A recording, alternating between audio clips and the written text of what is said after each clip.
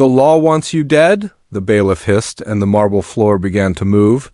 Rhea sprinted as letters rose like teeth. Statutes unfolded into walls. Clauses turned to corridors that shifted when she blinked. Lawyers paced along the ridges, their robes like wings, their smiles full of knives. Somewhere ahead, the rumor thin as smoke, quick as a whisper, fled through the labyrinth of law. It had started the city buzzing 3 nights ago. It said there was a secret null clause that could undo any sentence. It said her father's name could come back from Ashdod. She chased it because hope hurt less when she ran. "Stop!" a partner snarled from the balcony, his tongue forked with ink. Contempt. Rhea didn't slow. "Then hold me in it." The corridor bent into an argument. Words blistered the air. She ducked under a swinging paragraph and rolled, breath hot, knees scraped. Her hands bled where commas cut her. Above, the courthouse clock pounded its gavel heart. Every strike meant the maze would grow. Every strike meant her chance would shrink. She'd grown up in this city of living law. Everyone did. You learned to bow to bylines and pray to precedents.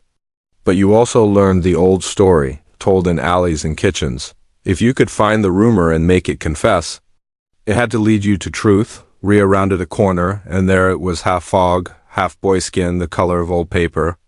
Eyes full of footnotes. "Tell me," she panted. It tilted its head, listening to the walls. "You're loud." "My father was cleaner than snow," she said. "He didn't burn the registry. He didn't kill 5 with the spark statute. Tell me the null clause exists." The rumor leaned close, breath of dust and ink. Untrue? Everything inside her lurched. The labyrinth shivered like it heard and hated that word. Far above, partners howled and descended. "Seize the petitioner!" Someone barked. "Gag the rumor!" Rhea grabbed the rumor's hand. It felt like warm parchment. They ran as a rain of subpoenas fell, sharp edges whistling. She used her jacket as a shield and kept moving. The rumor pointed. Overruled door. Then left. "That leads to the objection well," she said. "Today it leads to you." She followed. The door yawned with carved lions.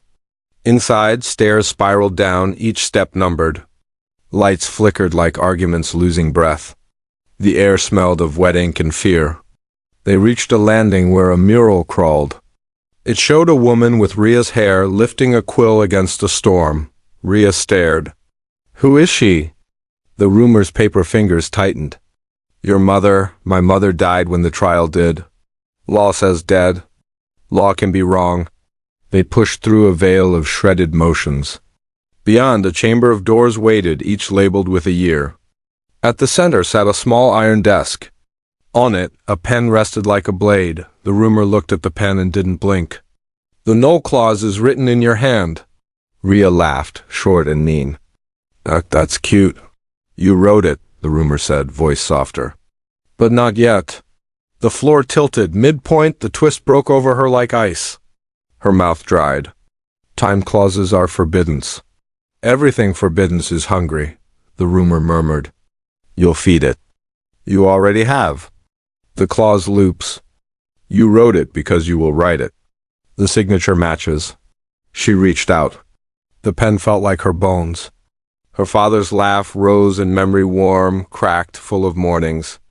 This was madness. But the labyrinth answered madness with doors. In the hush, she heard boots and breath. The lawyers had found the stair. "You lied to bait me," she said. The rumor shook its head. "I was bait to keep you alive. Partners need your hand. Only you can sign. They want the clause to unmake their crimes. They want a world with no record and no debt. Why help me?" It looked at her like she should have known. "Because you told me to." Back on the stairs, the first advocate stepped into view, lips peeled back. "Rhea Vale, drop the pen." Rhea stood in a ring of years. She wanted to be small again, a girl at a window watching dust dance. But the city's law had teeth, and it had eaten the ones she loved. She lifted the pen. "Where?" The rumor pointed to a blank door. "No year, no mark. Just silence. Absolute," it whispered. "The door of unwritten things." A spear of text hit the floor at her feet. "Last warning," the advocate hissed. "We will litigate your soul." Rhea moved. She stepped to the blank door and pressed the pen against it. Words sparked where there were none. A sentence took shape, simple as a promise. By this clause, one sentence undone. One signer erased. Her hand trembled. "Erased?" The rumor's face flickered. "You knew it would cost. I didn't know it would cost me." "It always costs you." Its voice gentled. "They cannot love the eraser. They only fear the clean page." Rhea closed her eyes. She saw her father's hands oil and flour from making bread. She saw the registry fire, the sky black with laws turning to soot. She saw her trial, standing alone while friends looked away. She had wanted an easy rescue. None existed. There were rules older than this city. Names had weight. Vows cut deeper than blades. "Tell me something true," she said, and the rumor leaned in, eager like a child. "You are braver than your fear."